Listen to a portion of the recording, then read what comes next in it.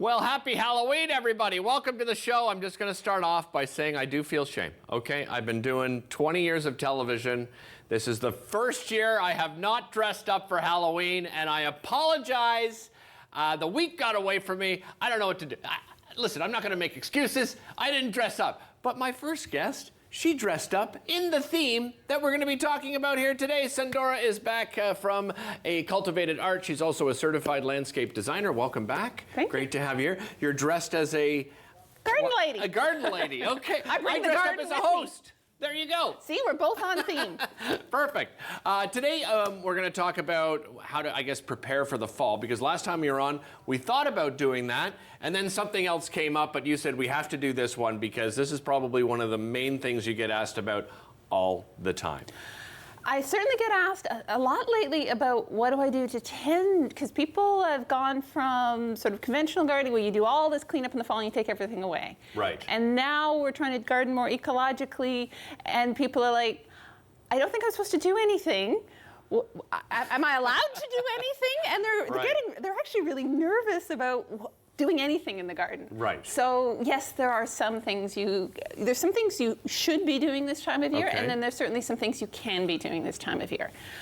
On the should, you should be clearing leaves off of drains, off of walking surfaces, anywhere they can be presenting a slip hazard, or that they can be interfering with rainwater removal. You need to have them cleared away. Okay. So that's important for just a functioning of the city and people not getting hurt standpoint. Right. And it's interesting that you say it that way, because everyone at home's like, what do you mean just the paths and the drainage? And because... Leave the leaves. Yes. Yes. And that's been something that's been gaining momentum. And why? Well, for lots of reasons. For one thing, from a purely cost and environmental standpoint, packing all of these leaves into bags and shipping them away has a huge environmental footprint. But those aren't just leaves in the bag. It's all kinds of life. You've got all of these critters. You've got all kinds of overwintering pollinators. You've got your fuzzy bear caterpillars. You've got all of that life in there. And not only are you taking away the ones that are in there, even if some of them are still active enough when you're going through the yard to escape it, that's how they overwinter. That's their protection. That's where they spend their winter. And it's not just winter. That's also the layer where you get all the natural composting happening on that surface of the soil where you've got decaying organic matter. And it's the leaves, but I also am like, leave the stems too. Right. So in most cases, leave all the stems standing in your garden for the winter as well. People are kind of like, what do I have to clean up? And I'm like, not very much at all. But does it layer, Sandora? You know what I mean? Like, I think some people listening right now are going, well, what if, come spring and I have this layer down, like how quickly will it compost, right? Pretty darn quickly. There's two things that happen. One is plants most of them are pretty darn good at pushing right up through that. Right. And the other thing being, there are a lot of critters that will break that down and use it for food, from the microorganisms, all the fungi, all the bacteria, but also all the little soil level creepy crawlies that actually help make healthy soil.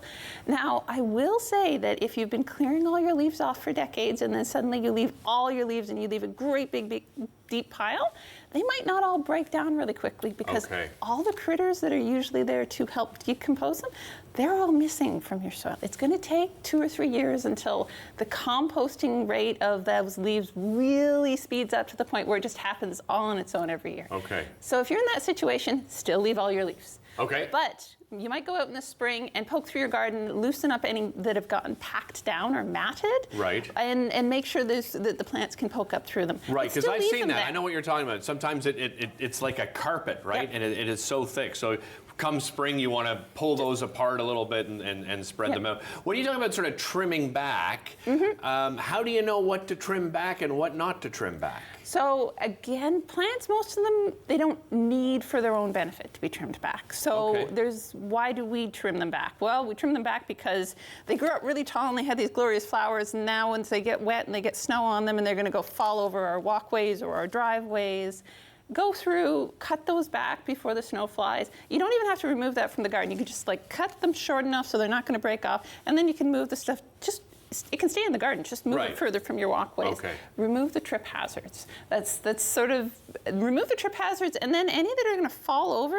and then get caught in the snow clearing and get ripped out of the ground, because that will happen. Yeah, if they've got their big stem sticking out and the sidewalk plow or your driveway clearing comes out, there goes your lovely plant. So trimming those stems back so that they're not on those surfaces is another of those things we should be doing now. But there's not a lot the garden needs this time of year.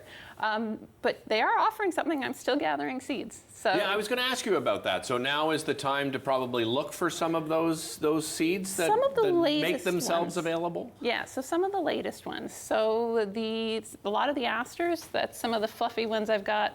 I went out and clipped some things from the garden so I'd at least have something of a prop here. But you know, the asters have all these floofy tops on them. Those are seeds, and you can gather them if you want to be starting seeds or donate them to the wildflower seed library. But also, if you do just leave them, you get a lot of the little juncos and the little redpolls and the little tiny birds. It's awesome to watch them. I can see them right through my front window on these asters, and like these little tiny birds clinging to these things, eating all the seeds out. It's great. I'm in the middle of the city, and I'm watching these birds come to my yard to eat juncos seeds. like those. Those are such beautiful birds too. They are. Oh yeah, if you can attract them into your backyard with something that's native, they're magical to watch, eh? They are. They're just lovely. Let's talk about looking around your space, and when you look around your space, what sort of questions should you be asking yourself? So all those plants have had a whole season to get really big, and sometimes they get a little bit bigger than we'd first expected or planned for when we're being really optimistic in the spring and going, I can fit one more plant in. So it's to get ahead of that spring, we have enough room for all the plants we could want. This is a good time to look around your yard and your garden. Are there plants that have grown up and fallen over? Okay. Do those ones need to be further back in the garden? Do you need to do a little bit of proactive placing of branchy sticks in the spring so they can come up and have a bit more support? You won't always remember that till spring, but this is the time to take a look around for that. Also, did any poor little plants get lost over the summer because their bigger neighbors overwhelmed them? And did the rambunctious species? So. New England asters with their gorgeous purple flowers and some of the goldenrods, especially Canada goldenrod, they're very enthusiastic. They take over space. Right. And that's great when they're sort of coming into a disturbed ecosystem and they're filling it up full of plants that will feed all of the wildlife. But when you've got a garden that you're trying to fill full of native plants and have some diversity, it's okay to do some thinning of those really rambunctious species. And sometimes, again, when people start to do ecological gardening, they feel like, well, I can add plants, but I can't remove anything, especially anything native. Yeah. But yes, you can, right? You can. Yeah, and for it's sure. a good time to look around and sort of see where plants are getting overwhelmed. Well, and because some of these native ones, they spread like very, very quickly. And you might buy a little something like this, and then all of a sudden it's like this, right? Yep. And it's starting to take over your garden. And there's other reasons, too, to look at your garden, because you may want to move some things around for other reasons. So we'll come back and talk to Sundora about that. We'll be back with her right after this. Don't go anywhere.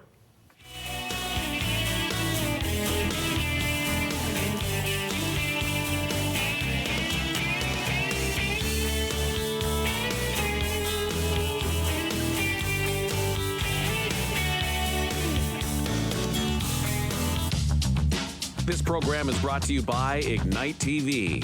Now you're in command. Visit Rogers.com for more details.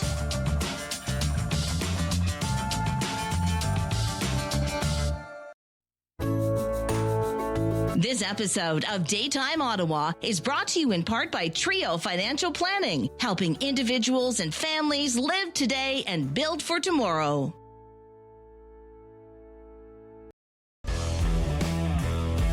Branton Renovation is pleased to support this episode of Daytime Ottawa. Branton Renovations, Ottawa's award-winning renovations team.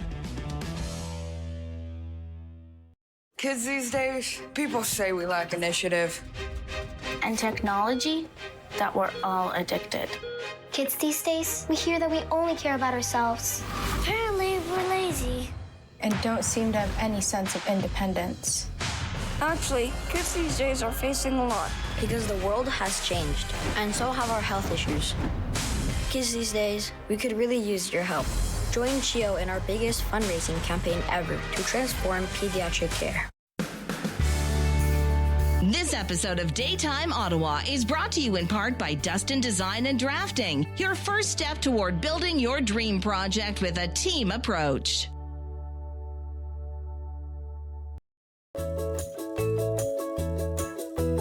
Daytime Ottawa is proudly supported by Mary's Must Read Book Club. Follow Mary on social media at Mary K. Taggart for her latest book club picks. This episode of Daytime Ottawa is brought to you in part by Eastboro Designs. Eastboro Designs, designing a bold lifestyle